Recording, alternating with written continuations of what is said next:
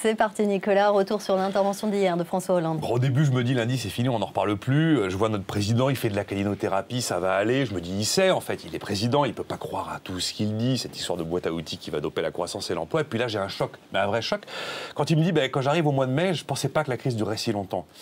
Ah là je me suis dit si, il croit probablement ce qu'il dit. Alors on va reprendre point par point les grandes questions économiques. La première, taxe à 75%.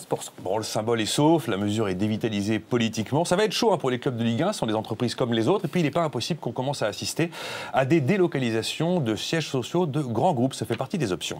Alors la mesure qui concerne des millions de Français, le déblocage exceptionnel de 20 000 € de participation pendant 6 mois. Tu veux augmenter ton pouvoir d'achat, fais-le avec ton propre argent. Voilà, c'est pas compliqué. C'est la prime à la casse que chacun se paye lui-même. Ça fait quand même marrer de voir qu'on fait la promotion de l'épargne salariale après l'avoir pilonné dans le budget de 2013, quand le forfait social est passé d'un coup d'un seul de 8 à 20%. Et puis il n'y aura plus d'augmentation d'impôts en 2014. Ouais, pour l'État, mais vous allez voir pour la sécurité sociale, et puis il y aura de la TVA, et puis ça va bouger sur les allocs, ça va aussi bouger sur les pensions de retraite, et puis sur les collectivités locales. Le président reconnaît qu'il n'a pas la main, et puis il faut 6 milliards de plus pour compenser 6 milliards en 2013 qui s'éteignent, qui étaient des taxes one-shot, donc ça fait quand même beaucoup de mais.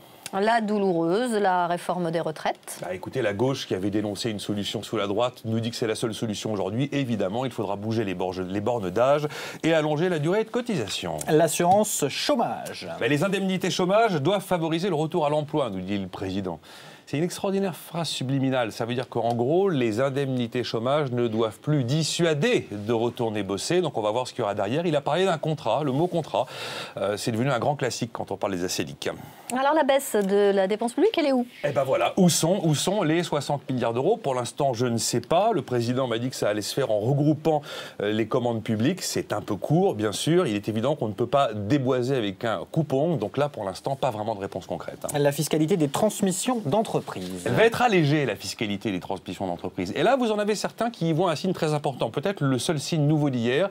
Est-ce que ce serait le point de départ de quelque chose de très important? Est-ce que le gouvernement aurait compris que la faute lourde du budget 2013, c'est la fameuse surtaxation du capital? Et est-ce que du coup, derrière cet allègement de la fiscalité des entreprises, il n'y aurait pas en filigrane l'idée qu'on va remettre à plat la fiscalité du capital pour la rendre à nouveau attractive? Alors en conclusion, Nicolas, attention, je vous sens un peu sévère. Non, écoutez, le président gère les affaires courantes globalement et puis il pense que la croissance fera le reste. Et je pense vraiment qu'il le croit, si vous voulez. Globalement, hier, le message c'était, voilà, les outils sont là, tous les outils sont là. Après, j'attends. Le problème, c'est qu'on a un président, à mon avis, qui est beaucoup trop normal. Beaucoup trop normal pour une situation qui est très anormale. On ne peut pas gérer ce qui se passe comme un simple trou d'air économique, alors que véritablement, c'est un décrochage qui est beaucoup plus profond.